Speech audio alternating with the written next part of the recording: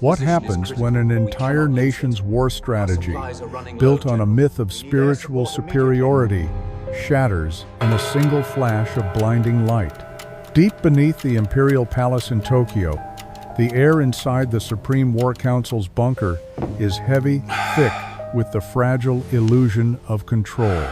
It's August 6th, 1945, a day that will change everything.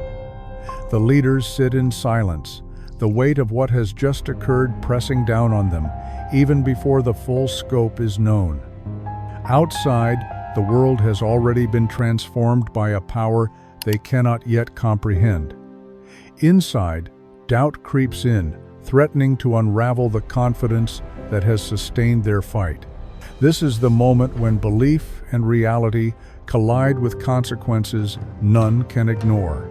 For years, one unwavering belief held Japan together amid relentless losses.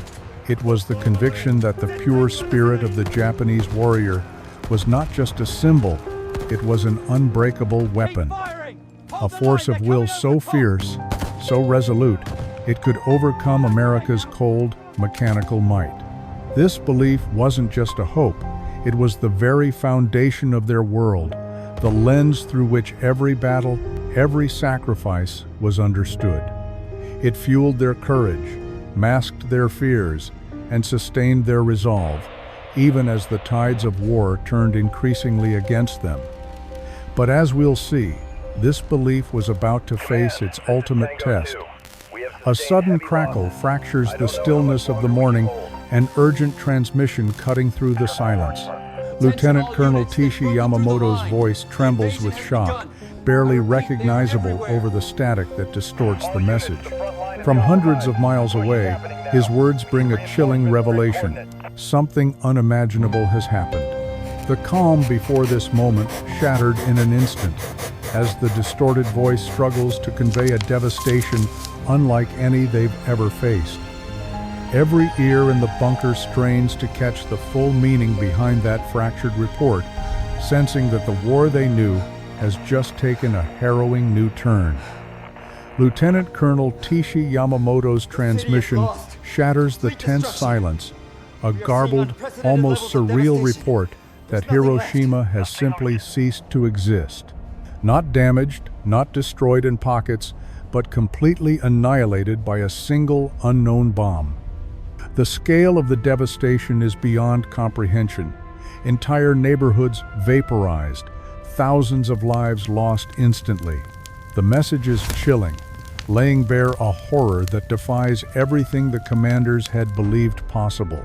In that moment, disbelief clashes with dawning dread as the reality sinks in.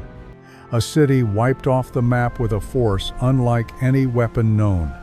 This is no ordinary attack. It's a cataclysm rewriting the very rules of war. The room falls into stunned silence, shattered only by the heavy slam of General Yoshiro Umezu's hand against the war map. His voice, edged with disbelief and anger, cuts through the tension. Impossible. A single bomb cannot destroy a city. That certainty, born from years of conventional warfare, refuses to bend. In his eyes, such devastation demands overwhelming numbers, hundreds of bombers, a relentless firestorm. Yet here they face a reality that defies all logic, rattling the very foundation of their beliefs. The old rules no longer apply, and with that, doubt begins to creep into the bunker's thick, tense air. General Umezu refuses to accept the impossible. He slams his hand on the map, insisting the city's destruction must be the result of a massive conventional raid, hundreds of bombers striking an arsenal by sheer luck. His worldview demands it. To him, nothing else can explain such devastation. It's the safety net of logic he clings to, refusing to confront the shattering truth that a new, unimaginable weapon has entered the war. This denial sets the stage for the crisis of belief about to engulf the Japanese leadership, but the facts just don't add up. The report is clear.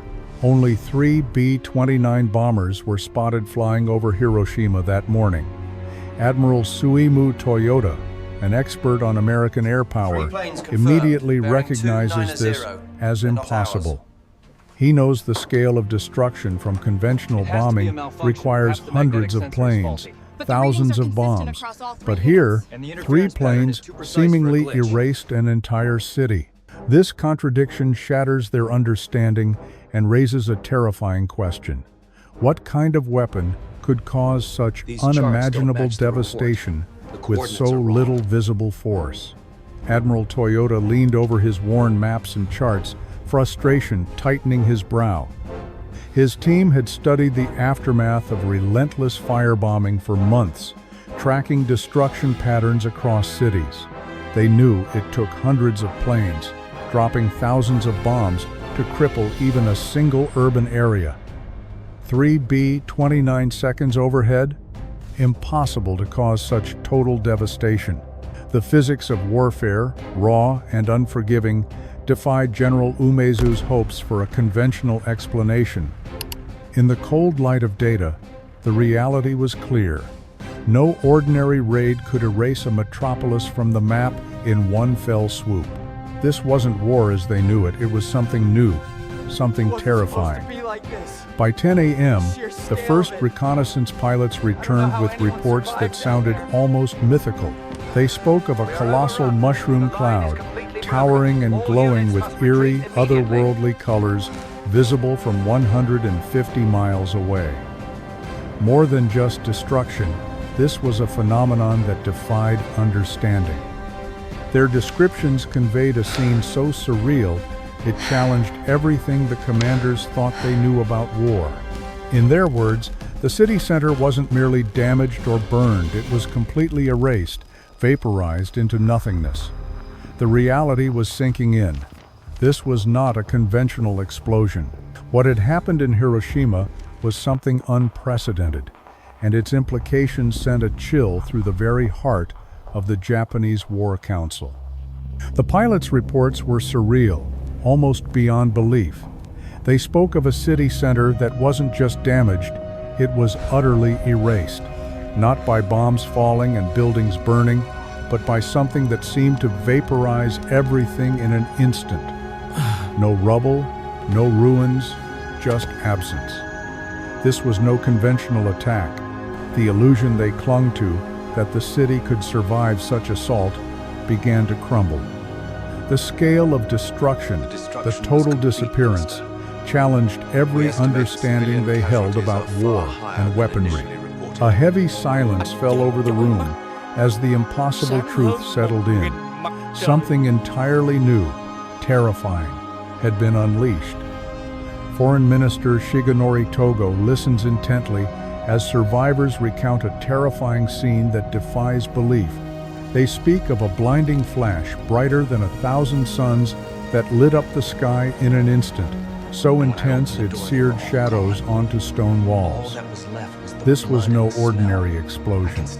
The survivors' voices tremble as they describe the sickening silence that followed, the overwhelming heat, and the eerie stillness where a bustling city once stood.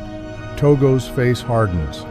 This first-hand testimony is undeniable proof that something unimaginable has struck Hiroshima, shattering the very fabric of what they thought was possible.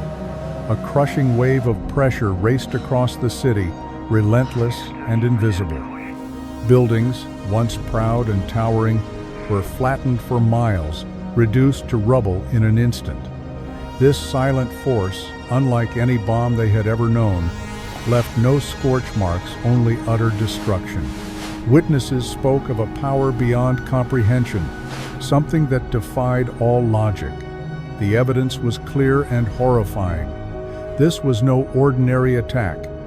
The scale, the devastation, it shattered every conventional notion of warfare, leaving the Supreme War Council grappling with an undeniable and terrifying truth. At 2 p.m., the Supreme War Council gathers in the dim bunker beneath Tokyo. The air is thick with tension, heavy, suffocating. The leaders who once radiated confidence now sit frozen, eyes locked on dispatches that whisper of devastation beyond belief. The silence is more than quiet, it's the weight of an empire's shattering illusions pressing down as dread slowly takes root. They stare not just at reports, but at the collapse of everything they thought they knew. This moment marks the beginning of a painful reckoning. Prime Minister Kennaro Suzuki's hands trembled slightly as he absorbed the grim numbers before him. The figures were beyond comprehension, devastation on a scale that no one had imagined possible. "Gentlemen," he began, voice heavy with a mix of sorrow and resolve, "we must consider what this means." His words hung in the heavy silence of the War Council bunker, echoing the dawning realization that the world they knew was unraveling. This was no longer a matter of simple military might or honor. They faced a new reality, one that demanded understanding and acceptance of a terrifying truth. General Korachika Anami stands firm, the living embodiment of the samurai spirit, refusing to bend before the crushing reality laid out before him. "It's American propaganda," he declares, his voice thick with conviction and desperation. "They exaggerate their weapons to break our will." In his eyes, accepting the truth is surrender not just of the war, but of the very honor and identity that have defined Japan for centuries. His words echo the last gasp of a fading era, a staunch defense of a narrative built on pride and myth, clinging desperately to the belief that the enemy's power is an illusion, a trick, a lie designed to shatter their courage. But deep within the council chamber, the walls seem to close in, the weight of undeniable evidence pressing down, leaving no space for denial. The battle is no longer just on the fields. It's here within minds, ideals, and the shattering of a long-held worldview. But then Admiral Toyota interrupts, his voice sharp and unyielding. "The trackers confirm it, General. 3 aircraft." Those words slice through the room's tension like a blade. A mere 3 planes, impossibly few, could achieve this devastation. It shatters everything they believed about the enemy's power and their own strategy. The reality sinks in. Their whole understanding of the war is not just flawed, it's dangerously obsolete. This moment marks the collapse of old certainties, replaced by a cold, staggering truth they can no longer ignore. The implication is terrifying. If just 3 planes could unleash such devastation, then everything they've believed about their enemy, every strategy, every measure of strength, is shattered. Their confidence crumbles because the foundation beneath their war plans is built on assumptions that no longer hold true. This is not the enemy they prepared for. It means the technological and industrial power of their adversary dwarfs their understanding, rendering their toughest virtues powerless. The reality they face is a wake-up call, one that forces them to confront how profoundly wrong they have been all along. For 3 long years, Japan clung to a simple but brutal belief. Their indomitable spirit, forged in the fires of tradition and honor, would outlast America's cold, relentless steel. But this new weapon changed everything. It wasn't just more bombs or bigger planes, it was a leap beyond anything anyone had ever imagined. This wasn't a clash of armies, it was a collision with a force so devastating and alien that all their courage, all their sacrifices, suddenly seemed powerless. What they once saw as strength now looked like a fragile illusion, crumbling under the weight of a technology that rewrote the rules of war forever. This was no ordinary setback, it was a scientific breakthrough that shattered everything they thought they knew. Their doctrines, once pillars of strength, now crumbled under the weight of this new reality. Courage, valor, the sacrifice of millions, it all seemed suddenly obsolete in the face of a weapon born from a leap in knowledge they had willfully ignored. This truth, long buried beneath layers of denial and pride, now demanded to be heard. It forced them to confront a devastating reality. They weren't just losing a war, they were losing the very framework that had defined their understanding of battle, honor, and survival. Colonel Hideaki Sato, a figure often sidelined in the corridors of power, steps forward with a burdened expression and unrolls a large chart before the council. His voice is steady but carries the weight of years spent in obscurity as he reveals the raw, unforgiving numbers comparing American and Japanese industrial output. The scale is staggering. America's factories churned out tens of thousands more tanks, airplanes, and ships, a relentless tide of war material that Japan simply could not match. The room falls silent. The stark contrast strips away any illusions. For a moment, the towering myth of Japanese invincibility cracks as the cold truth sinks in. They had been fighting a giant with nothing but sticks and stones. The numbers hit like a gut punch far beyond anything imagined. Tens of thousands more tanks, a nearly endless fleet of aircraft carriers. The War Council sits frozen, stunned, silent. All this time, they'd been fighting a giant with nothing but sticks and stones. Every report, every battle, every hope now crushed beneath a tidal wave of industrial might and relentless production. They weren't just outgunned, they'd been outmatched on a scale so massive, it shattered their entire understanding of the war. A horrifying realization dawns within the dimly lit War Council bunker. The existence of a bomb capable of annihilating an entire city isn't just a proof of overwhelming firepower. It signals a leap in scientific and industrial might so vast it feels almost otherworldly. This weapon doesn't merely outmatch any conventional arsenal. It represents a level of progress that makes every previous notion of warfare seem obsolete. They are no longer facing a rival nation, but confronting a civilization whose production and innovation operate on an entirely different plane. The very foundation of their strategy, built on spirit and tradition, suddenly trembles under the weight of this staggering truth. They were fighting one war, but America was fighting another entirely. Japan played checkers' simple, predictable moves, while their enemy was engaged in a game they couldn't even understand. The signs were there all along: immense industrial strength, relentless scientific innovation, and a society fueled by resilient spirit and endless resources. Yet, Japan's leaders turned away, blinded by their own assumptions and willful ignorance. They failed to see the true scale of the challenge, trapped by myths that would shatter in an instant. How could a nation miss reality when it was staring them dead in the face? Their delusion wasn't a sudden thing. It had been quietly growing for years. They still remembered Admiral Yamamoto's warning back in 1941, a rare voice of clear insight amid the haze of overconfidence. He had seen through the illusion everyone else clung to, understanding America in a way no one else dared to admit.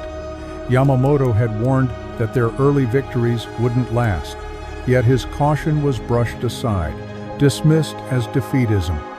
This moment reveals how deep their self-deception ran. Not a single misstep, but a systematic refusal to face a daunting truth lurking just beneath the surface.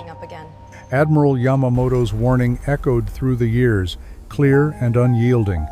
I shall run wild for 6 months or a year, but I have utterly no confidence for the second or third years. His insight was a glimpse into a harsh truth that Japan's initial successes were fleeting, and the long game would break them. Yet, instead of heeding this sober forecast, the leadership dismissed it as weakness. Pride and denial blinded them. This critical moment of foresight was buried beneath the stubborn hope that their spirit alone could outlast the enemy's might. The seeds of defeat were planted here, in the refusal to confront an evolving and relentless adversary. The Japanese leadership firmly believed that the vast Pacific Ocean would be their shield, stretching American supply lines beyond their breaking point. They thought the immense distances, the logistical nightmare, would drain America's war machine, slow their advance, and give Japan breathing room to fight on its own terms. But this assumption was dead wrong. America's industrial might didn't falter. It surged forward relentlessly, overcoming every obstacle with staggering efficiency. The sheer scale of American production and the resilience of its supply chains defied all expectations, exposing a fundamental error in Japan's strategic thinking, a fatal underestimation that cost them dearly in the end. They had constructed their entire war strategy around a gross misunderstanding, a caricature of their enemy. They believed American society was soft, decadent, an easy target whose morale would crumble quickly under heavy casualties. This assumption blinded them, the myth of American fragility shaping every plan, every expectation. But time and again, reality proved otherwise. American resilience shone through every battle, the grit and determination that defied their darkest predictions. What they saw as weakness was actually strength, and this fatal misjudgment would come back to haunt them in ways they never imagined. They expected a public outcry for peace long before Japan could be truly defeated. It was a fundamental misreading of the American character, assuming that heavy casualties alone would shatter the nation's will. But instead of faltering, American resolve only hardened, fueled by a sense of purpose and unity. This grave underestimation blinded Japan's leaders to the true strength they faced, planting seeds of false hope that would soon be crushed by the unrelenting reality of war. At Guadalcanal, American Marines shocked everyone. They fought with fierce determination, refusing to surrender an inch. Their logistics, solid as a rock, supplies flowed, reinforcements arrived, and the enemy felt the sting of relentless pressure. Yet, instead of facing this harsh reality, Japan's high command chose denial. They blamed local commanders for the failure, refusing to question the flawed assumptions that underpinned their entire strategy. This refusal to see the truth cost them dearly, as it blinded them to the true resilience and strength of their enemy, something that would haunt them for the rest of the war. For years, they clung to a comforting lie that American society was soft, fragile, destined to crumble under pressure. Yet, time and again, the battles revealed the truth they refused to see. Americans weren't weak. They were resilient and resolute, their spirit forged in hardship and determination. Every setback only steeled their will, every loss met with unwavering resolve. This realization gnawed at the Japanese high command like a stubborn truth they couldn't escape. The enemy they had underestimated was not just surviving, it was thriving against all odds, fueled by a strength that defied their expectations and shattered their illusions. For years, they clung to a myth that one Japanese soldier was worth 4 Americans. It was a comforting story, a way to measure their bravery against the industrial might they faced. But the battlefield told a harsher truth. From the flares over Midway to the grueling fights on Okinawa, the reality shattered that illusion. Their soldiers fought fiercely, yes, but sheer courage couldn't close the widening gap in numbers, technology, and resources. This was no longer a war of spirit alone. It was a brutal contest where myths collided with unforgiving facts. And with each defeat, that fatal fantasy unraveled, leaving only the stark truth behind.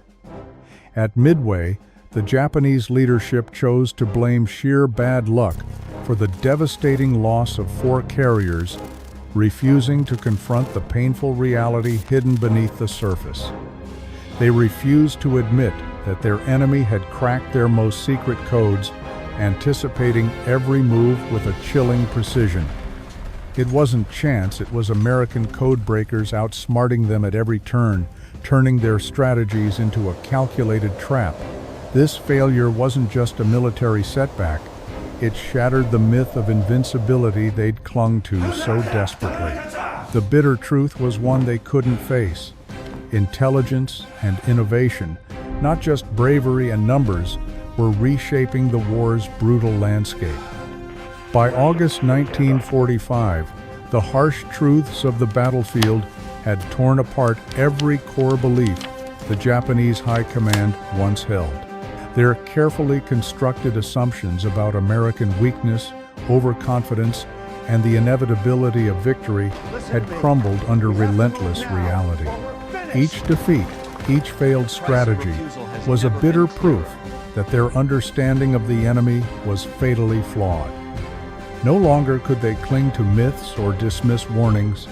The stark facts revealed a war they were losing not just in battles, but in comprehension itself.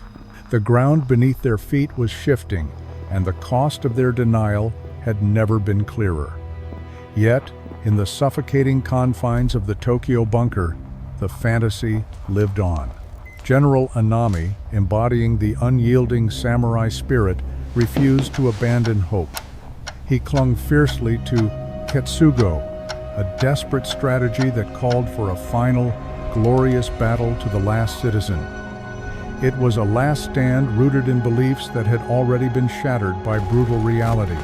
Around him, the grim truth gnawed silently, but Anami's resolve was steel-hard, unwilling to let go of the myth that had carried Japan this far, even as everything crumbled beneath their feet. In the chilling aftermath of Hiroshima, Colonel Sato's industrial report hits like a final verdict, inescapable and absolute. It strips away any remaining illusion, revealing the staggering gap between Japan's war production and America's unstoppable machinery. This wasn't just a setback, it was a crushing indictment. While Japan had poured its soul into a fading war effort, the enemy's factories roared with relentless power, churning out resources on a scale they could barely fathom. Sato's figures don't just reveal numbers, they expose a grim truth. Japan was fighting not just an enemy, but a force that had transformed industry and science into an overwhelming weapon, one far beyond their reach. The Manhattan Project was more than just a secret weapon. It was a vast industrial and scientific empire, a civilization unto itself. Colonel Sato laid out the terrifying truth. The atomic bomb symbolized a level of power Japan could never hope to match. It wasn't merely another weapon. It was the embodiment of unmatched innovation and production capacity, the very engine of a society operating on a wholly different scale. This revelation shattered any remaining illusions. The scale and coordination behind this project highlighted a reality Japan had failed to grasp, a gulf so wide, no sheer will or spirit could bridge it. Their enemy was no longer just another nation. They were confronting a force beyond comprehension. Foreign Minister Togo breaks the heavy silence. He asks the question no one dared voice, a question that slices through layers of denial like a blade. What if the true battle isn't just against an enemy outside, but against the blind spots and stubborn pride within? He forces the Supreme War Council to confront a haunting truth. Japan has known of America's vast scientific and industrial might, yet chose to willfully ignore it. Because accepting this fact means admitting that defeat was written in the stars from the start, a bitter pill no one wanted to swallow. The room grows colder. The war suddenly feels less like a clash of armies and more like a failure of perception, a tragedy born not just from bombs, but from denial itself. Foreign Minister Togo's voice drops to a near whisper, heavy with regret. We knew, he admits, his words cutting through the bunker's silence. The reports were there. We knew of their industrial efforts, their scientific potential, and we deliberately ignored them. It's a haunting confession, laying bare a bitter truth. Japan's leadership chose denial over reality. They saw the warning signs, the staggering scale of America's war machine, the secret scientific breakthroughs, but turned away, unwilling to face the inevitable. This deliberate blindness wasn't just a mistake, it was a fatal decision that sealed their fate long before the bombs fell. He lets the accusation hang in the heavy air, because admitting the truth means accepting something far worse than defeat. It's acknowledging that, from the very start, this war was lost. That all their hopes, their strategies, even their courage, were facing a force they never truly understood. They had chosen blindness, willfully ignoring the signs of a power too vast, too relentless to overcome. And now, that denial comes crashing down, leaving nothing but the brutal reality. Victory was never within their grasp. Admiral Toyoda's nod was heavy with grim understanding. They fought this war with an efficiency we never imagined, he admitted, the weight of decades of denial pressing down on every word. It wasn't just brutal resolve, it was an industrial miracle.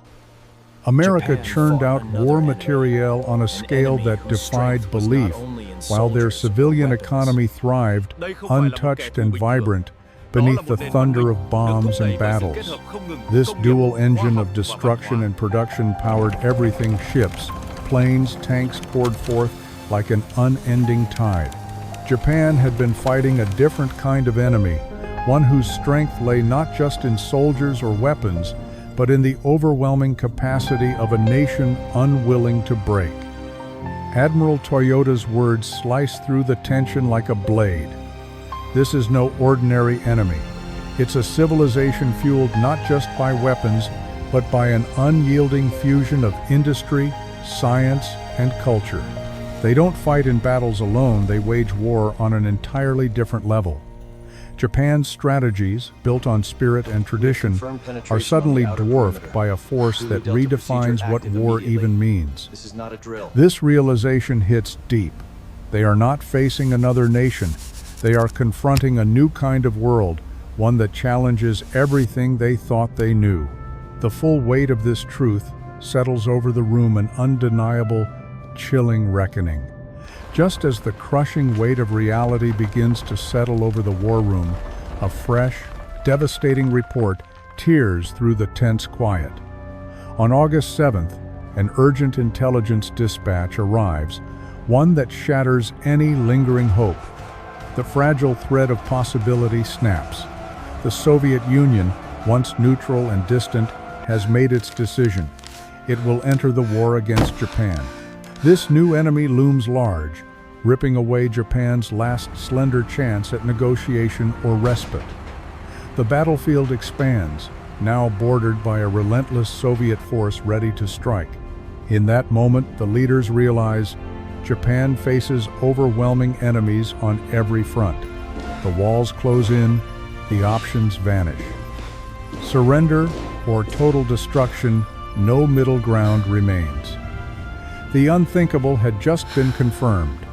The Soviet Union, the one neutral power Japan had quietly hoped could step in and mediate peace, was poised to declare war. Their forces would strike Manchuria on August 9th, crushing any lingering hope of a negotiated end. The fragile diplomatic lifeline snapped. Japan suddenly stood completely isolated, surrounded on all fronts by overwhelming enemies. The reality hit like a thunderclap. There was no escape, no allies left. The walls that once offered shelter now closed in like a tomb. With every avenue cut off, Japan faced a grim, unyielding truth: surrender or utter annihilation. Japan's last hope to broker peace was crushed. Every diplomatic avenue firmly closed, the nation found itself utterly isolated, encircled by foes pressing from every side. The walls of their shrinking world closed in, the weight of impending defeat settling like a leaden fog. There was nowhere left to turn, no allies to call upon, only the cold certainty that the once unshakable empire now stood surrounded, overwhelmed, and alone. Trapped in a cold, suffocating bunker beneath the Imperial Palace, the once unshakable confidence of Japan's leadership now crumbles like the walls closing in. There is no path forward, only two grim choices remain: surrender or total annihilation. The bunker, a vault once symbolizing control and strategy, now feels like a tomb, sealing the fate of an empire drowning in its own shattered illusions. On August 8th, the Soviet hammer falls. A massive, mechanized assault cuts through the elite Kwantung Army in Manchuria with terrifying speed and precision. Equipped with thousands of American-made trucks, tanks, and planes from the Lend-Lease program, Soviet forces overwhelm Japanese defenses as if unstoppable. This swift advance shatters the last hope of diplomatic maneuvering, confirming that Japan is now encircled by overwhelming enemies on every front. The illusion of any remaining sanctuary dies here, leaving only the harsh reality. Total defeat looms closer with every thunderous Soviet tank rolling forward. The Soviet offensive was brutal and swift. Armed with thousands of American-made trucks, tanks, and planes supplied through the Lend-Lease program, their advance was unstoppable. This overwhelming display of Allied industrial might struck terror into the Japanese command. Every vehicle, every weapon told a story. America's power extended far beyond its own shores, equipping allies to strike deep into Japanese-held territory. The sheer scale of this mechanized force shattered any remaining hopes of negotiation or stalemate. Japan was faced with an impossible reality: enemies equipped with the tools of modern warfare, converging on all fronts, closing the noose with chilling efficiency. The truth is now undeniable. America wasn't simply outproducing Japan, it was arming entire nations to fight on its behalf. This was a force far beyond mere numbers or weapons. It was a global machine, relentlessly driven by ingenuity and resources Japan could never match. With their last hope, the possibility of Soviet mediation shattered, Japan's leaders faced a grim reality. Surrounded, outpaced, and outmatched on every front, what path could possibly remain? The walls closed in, and the impossible question hung heavy in the bunker's stale air: surrender or total annihilation. In that moment, the very fate of a nation teetered on a knife's edge. At exactly 11:02 a.m. on August 9th, a chilling report shatters the tenuous hope lingering in the war room. Nagasaki, the second city, lies in ruins, devastated by the second sun rising, a deadly, blinding flash unlike anything the world has ever seen. The news hits like a sledgehammer, confirming the nightmarish reality. This weapon is not a one-time horror. It's a new reality, an unstoppable force that has forever changed the face of war. In that instant, all illusions of victory evaporate, replaced by a cold, stark truth: Japan stands at the edge of total annihilation. The war has reached its relentless, terrifying climax. In that dim, suffocating bunker beneath Tokyo, silence fell like a heavy shroud. The air, once thick with defiance and hope, was now pierced by a chilling clarity that no warrior's spirit could oppose. Every argument had drained away, every rationalization exposed as a fragile illusion. The leaders, hardened by years of war, now confronted a harrowing truth. Their old beliefs, their proud conviction in invincibility, were gone, evaporated in the face of a power beyond comprehension. There was no longer room for denial. The game was over. There is no defense against such a weapon. This is not war as they have known it.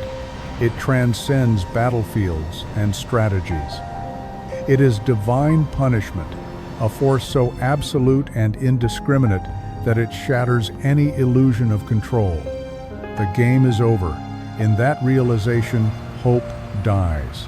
The courage, the honor, the fighting spirit, they all fade into silence, overwhelmed by a power no soldier can stand against. This moment marks the end, not just of a war, but of an era defined by old rules and beliefs. The dawn brings only surrender. For the first time, the senior military leaders break their silence. They openly admit a truth long denied. Their entire strategy has failed, catastrophically. The atomic bomb, a weapon unlike anything before, renders all previous notions of warfare obsolete. This is no longer a battle of armies or ships, no longer a contest of tactics and courage as they understood it. It's a new reality, one that shatters their beliefs and forces them to confront the terrifying fact that conventional war can no longer protect their nation. At this moment, the illusion crumbles, replaced by a chilling, unvarnished clarity.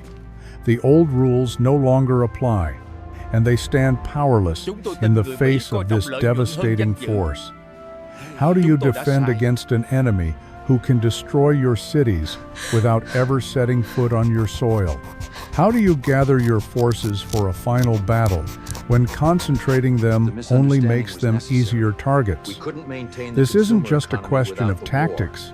It's a devastating reckoning with a new kind of warfare. Conventional strategies crumble under the shadow of a weapon that strikes from the sky with unimaginable speed and power. In that moment, the cold truth hits. The old rules no longer apply. The very act of preparing for a last stand becomes a fatal vulnerability. The enemy's might isn't in numbers alone. It's in a terrifying new reality that leaves no safe ground, no refuge, no hope of victory through sheer will. Intelligence was clear now. America didn't just have one atomic bomb, they had several, maybe 3, maybe 7. The exact number was almost irrelevant. What mattered was the terrifying reality these bombs represented. To keep fighting was no longer a matter of war strategy or honor. It was a gamble with complete and utter destruction as the inevitable outcome. Continued resistance wasn't bravery anymore. It was state-sanctioned national suicide. The stakes had risen beyond any battlefield. Japan faced a future where their cities could vanish in an instant, where no soldier or spirit could protect them from this unseen annihilation. The game had crossed a line it could never cross back. In this chilling moment of stark clarity, the Emperor speaks words that mark the end of an era. The unendurable must be endured. It is a sentence heavy with resignation, yet laced with solemn resolve. The fantasy of victory and honor shatters. The daunting reality of defeat settles like a shadow over the War Council. This sacred decision, born from unimaginable loss and shattered illusions, seals Japan's fate acceptance of surrender not as weakness, but as the only path left to preserve what remains of a nation. The war, fought with courage and spirit, has met an enemy beyond reckoning, a force that transcends battlefields. In these words, the final chapter begins. Surrender is not just a choice here. It is a stark, unavoidable truth. The war, with all its devastation and sacrifice, has reached its bitter end. Survival now depends on laying down arms and accepting a peace born from unimaginable loss. In this quiet, solemn moment, Japan faces the crushing reality. Continuing the fight means only more destruction.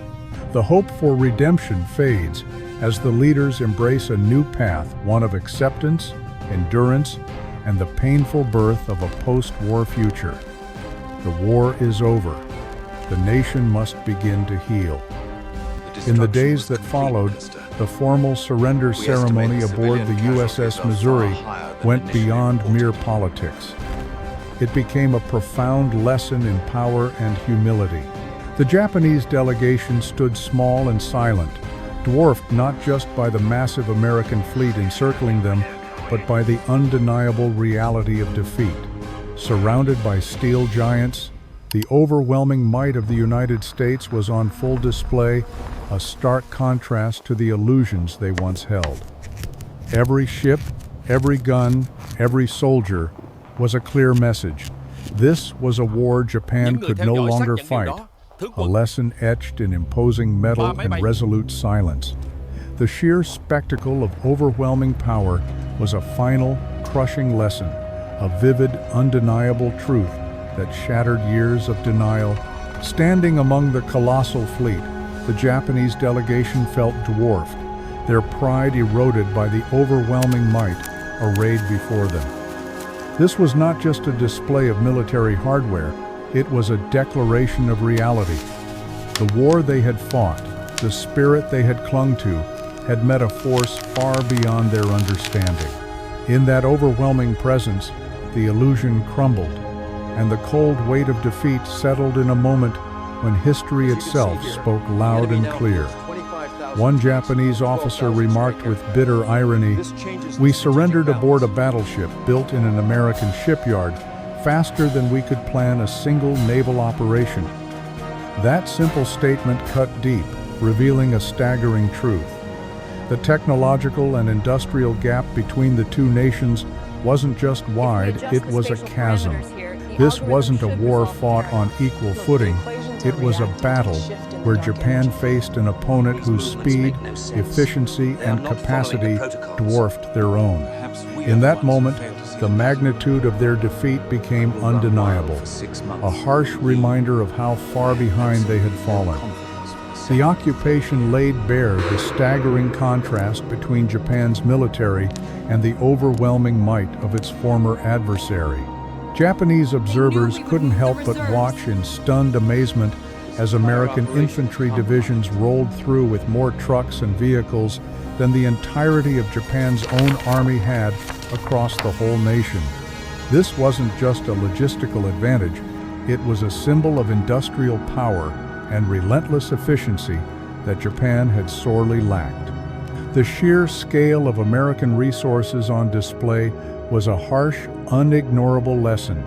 Victory wasn't won on courage alone. It was won by a nation that had mastered the art of combining technology, industry, and manpower in a way Japan simply couldn't match. In his final report, titled "Why We Lost," Colonel Sato tears away any comforting myths. He reveals a brutal truth. Japan's defeat wasn't born from a lack of courage or spirit. Instead, it was a fatal misreading of the world around them. They fought fiercely, with honor and sacrifice, but they failed to grasp the scale and depth of their enemy's power. This wasn't simply a war they lost on the battlefield. It was a clash where Japan's entire reality was outmatched by an industrial and scientific juggernaut. Their spirit remained unbroken, but reality had already sealed their fate. Prime Minister Suzuki's words cut through the bunker's heavy silence like a cold wind. "We believed Americans valued profit over honor," he admitted, voice tight with regret. "We were wrong." It was a shattering confession, one that flipped decades of misconception on its head. The enemy they had so long underestimated was not driven by greed or weakness, but by a rare mastery, the ability to sustain both a booming consumer economy and relentless total war production at the same time. This dual strength was a force Japan simply could not match. In that moment, the stark reality settled in the war was lost, not because of a lack of courage or devotion, but because they had seriously misunderstood the true nature of the adversary they faced. When the veil finally lifted on the Manhattan Project, it shattered their deepest fears into undeniable truth. This was no ordinary weapon, it was the product of a relentless pursuit, where science and industry fused on a scale Japan could hardly fathom. The atomic bomb wasn't just a new kind of bomb. It was a symbol of a civilization's combined genius and might, a force they could neither replicate nor resist. The sheer magnitude of this coordinated effort revealed the vast, unmatched power behind America's war machine, an overwhelming reality that left their old beliefs in ruins. Admiral Toyoda's reflection in 1946 cut to the heart of Japan's tragic misjudgment. He confessed that the war began with a fatal misunderstanding. They believed American democracy was a weakness, that freedom bred complacency. But in reality, it was this very freedom that fueled relentless innovation, creativity, and unparalleled talent. The United States wasn't a fragile opponent. It was a powerhouse driven by a dynamic mix of liberty and ingenuity. Toyota's admission was more than hindsight. It was a painful acknowledgement that Japan had been fighting shadows, not the real enemy. This revelation reshaped their understanding of the war's true nature, the cost of ignoring hard truths until it was far too late. The harshest truth was this: Japan had poured every ounce of strength into this war, fighting until their very existence was stretched to the breaking point. Meanwhile, the United States had the luxury of breathing room, waging its battle not out of desperation, but with careful strategy, holding vast reserves in hand. For Japan, each day was survival, a desperate grasp at life itself. For America, it was a calculated equation, a problem to be solved with resources, innovation, and relentless efficiency. This was not just a military defeat. It was the shattering of a worldview, the realization that pure spirit alone could never match the cold, unyielding calculus of industrial power. They hadn't just lost a war. They had lost to a reality they refused to see. For years, vital intelligence on American power was dismissed, or worse, seen as treason. They clung to courage, spirit, honor, but no amount of bravery can defy physics. How many warnings does it take for a deeply held belief to shatter? What happens when the truth you've ignored, denied, and feared crashes down all at once in a flash of blinding light? It's the moment when illusion dies and the harsh light of reality reveals everything.